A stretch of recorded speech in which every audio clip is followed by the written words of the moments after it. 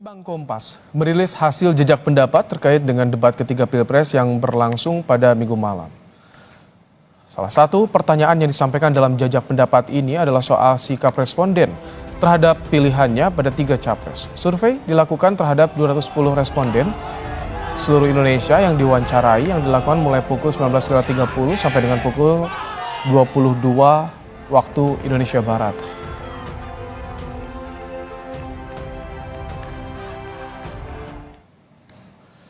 Salah satu pertanyaan yang ditanyakan kepada 210 responden adalah setelah melihat debat tetap atau berubahkah kandidat yang akan dipilih dalam pemilu 2024 nanti. Hasilnya 77,5% responden menjawab tetap seperti sebelum debat berlangsung, sementara 10,5% menjawab berubah pilihan dan 12% menjawab tidak tahu. Jejak pendapat menggunakan metode dengan tingkat kepercayaan 95% dan margin of error penelitian kurang lebih 6,76%.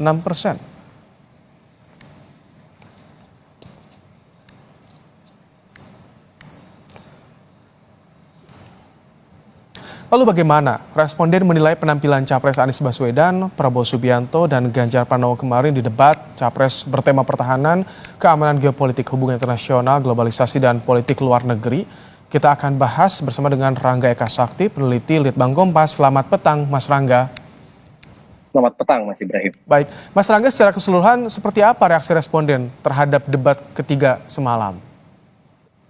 Ya, salah satu hal yang bisa kita lihat dari hasil jejak pendapat memang antusiasme masyarakat untuk mengikuti debat ketiga ini cukup tinggi ya. Jadi sekitar 63,6% dari masyarakat itu menyatakan mereka mengikuti acara debat kemarin, baik bersama dengan keluarga maupun dengan komunitas mereka.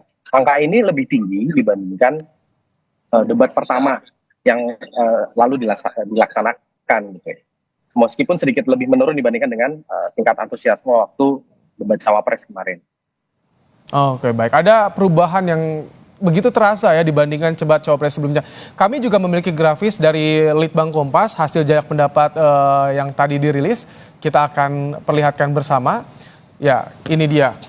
Kami tampilkan jejak pendapat Litbang Kompas soal bagaimana para kandidat ini menjawab pertanyaan. Mas Rangga, kalau dari jejak pendapat Litbang Kompas seperti apa performa atau dari para kandidat ini secara keseluruhan, Mas Rangga? Siapa yang melonjol? Ya, jadi memang kita mencoba untuk melakukan pengukuran terhadap performa dari tiap kandidat ya. Ada tiga aspek yang kita coba ukur. Yang pertama adalah bagaimana kandidat capres ini bisa menjawab pertanyaan, kemudian bagaimana para capres ini menguasai materi yang ditanyakan, dan yang ketiga adalah bagaimana penampilan termasuk pakaian, kemudian sikap, gestur, emosi, mimik gitu yang ditampakkan di atas panggung. Nah, dari tiga aspek itu kita bisa lihat sebetulnya posisi Pak Ganjar dan Pak Anies dinilai masyarakat itu relatif seimbang. Nah, yang di luar ekspektasi justru Pak Prabowo yang dinilai relatif lebih rendah di sini. Jadi itu kalau misalkan apakah ditanyakan juga alasannya mengapa seperti itu, Mas Rangga, dengan penilaian itu seperti apa publik meresponnya itu? Ya, jadi memang kalau kita coba breakdown lebih dalam, apa yang membuat nilainya Pak Prabowo sedikit lebih rendah itu berada pada aspek cara menjawab pertanyaan dan juga penguasaan materi dari tema debat pada kemarin itu. Nah, pada aspek ini penilaiannya di bawah angka 7 memang. Sedangkan soal penampilan dinilai masih relatif lebih tinggi di angka 7,1. Jadi memang masyarakat melihat dalam konteks ini ya, Bapak Prabowo kurang bisa mengelaborasi, kurang bisa menjawab pertanyaan-pertanyaan dalam konteks pertahanan. Baik, kami juga akan menampilkan bagaimana tadi data yang disampaikan Litbang Kompas soal menguasai permasalahan. Kita akan perlihatkan kembali kepada Anda soal dan juga bagaimana penampilan para kandidat di atas panggung debat Pilpres pada malam tadi. Ini dia kami tampilkan. Jadi Mas Rangga, debat yang disajikan ini bisa mempengaruhi elektoral kandidat ke depannya atau seperti apa nanti, Mas Rangga? Iya, Mas. Jadi setelah kita lakukan pengukuran ya selama 3 kali gelaran debat, itu kita dapati memang pengaruhnya cukup ada ya. Dari debat pertama sampai debat ketiga ini kurang lebih kisarannya 10-11% responden yang pilihannya berubah setelah melihat debat. Meskipun memang sebagian besar, 3/4 dari masyarakat itu sudah menentukan pilihan dan tidak terlalu terpengaruh dengan hasil debat.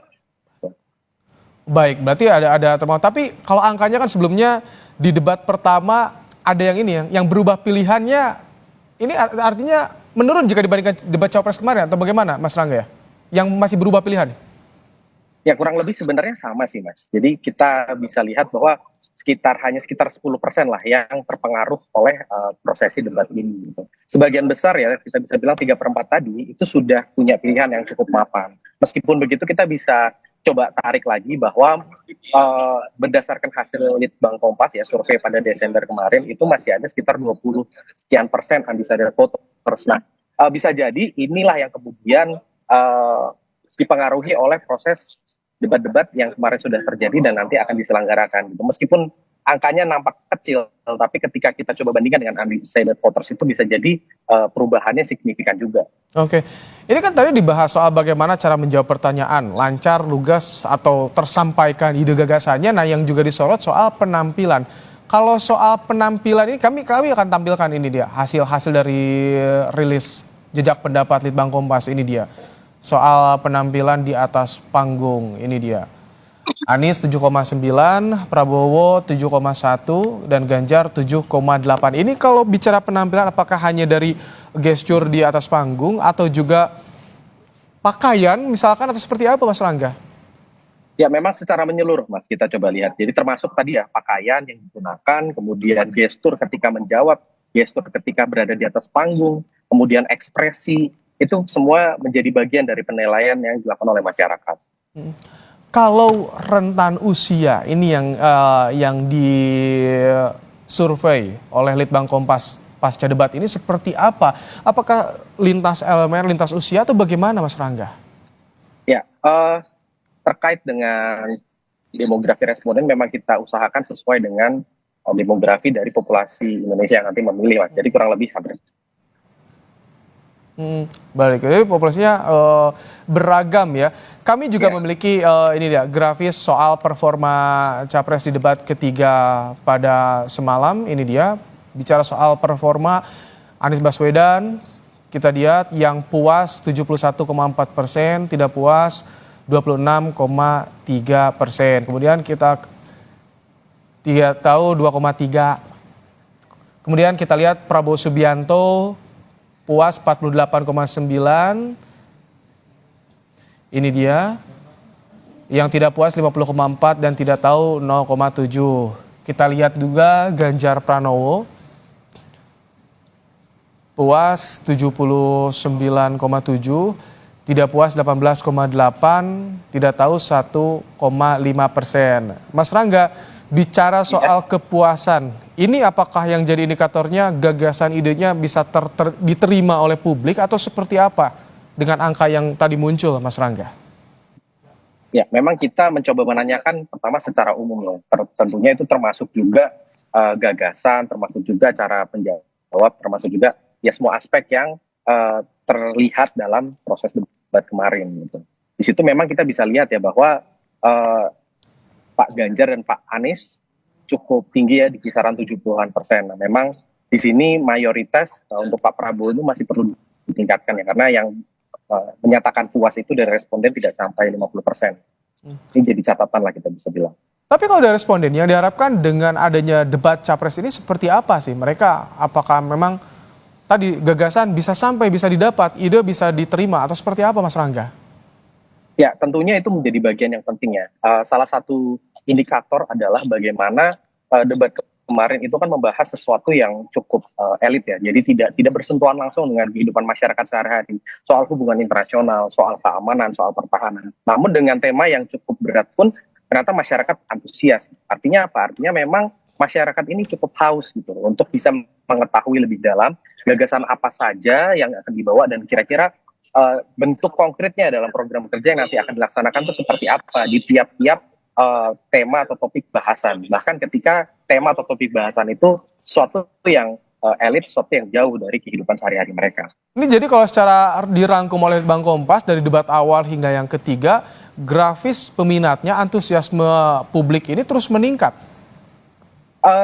Kita coba tarik itu relatif meningkat ya. Jadi di awal itu di bawah 50%, artinya sebagian mayoritas publik itu justru belum nonton yang pertama. Yang kedua, antusiasmenya naik di kisaran 65%. Nah, yang kemarin ini sedikit turun di 63%. Tapi ketika kita coba tarik, memang trennya masih positif. Apakah ini akhir pekan juga berpengaruh? Karena di debat nanti sisanya akan digelar di akhir pekan hari Minggu, Mas Rangga. Ya, ini bisa jadi faktor yang mempengaruhi juga ya ketika akhir pekan masyarakat punya waktu luang lebih banyak ya untuk kemudian dihabiskan bersama keluarga mungkin untuk melihat atau menyaksikan melalui TV atau streaming gitu ya acara debat ini. Ya mungkin ini bisa jadi salah satu faktor juga yang perlu dipertimbangkan. Baik, jadi artinya tadi ya, kalau ada 10% yang masih bisa berubah, ini yang bisa menjadi celah bagi para kandidat untuk bisa memanfaatkan, meningkatkan elektoral. Seperti itu atau bagaimana, Mas Rangga? Ya, kurang lebih itu adalah ceruk yang bisa diambil nanti oleh para calon. Kan? Tentu berdasarkan dari hasil tadi ya survei Litbang Kompas yang bulan Desember itu kan pertarungan itu belum selesai. Masih banyak kemungkinan yang terjadi.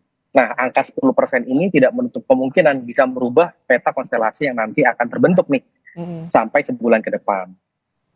Ini kan kalau swing voter, undecided voters terutama yang disoroti ketika rilis Litbang Kompas, ini begitu bisa dipengaruhi oleh kampanye seperti debat ini untuk menyampaikan visi, ini bisa langsung berpengaruh terhadap psikologi pemilih, Mas Rangga? Ya, tentu debat ini sebagai salah satu medium sosialisasi ya, program itu kemungkinan akan berpengaruh dengan pilihan masyarakat nanti di bilik suara. Oke, terima kasih peneliti Litbang Kompas Rangga Eka telah meluangkan waktu dalam program Kompas Petang sore hari ini. Terima kasih, Mas Rangga. Terima kasih, Mas.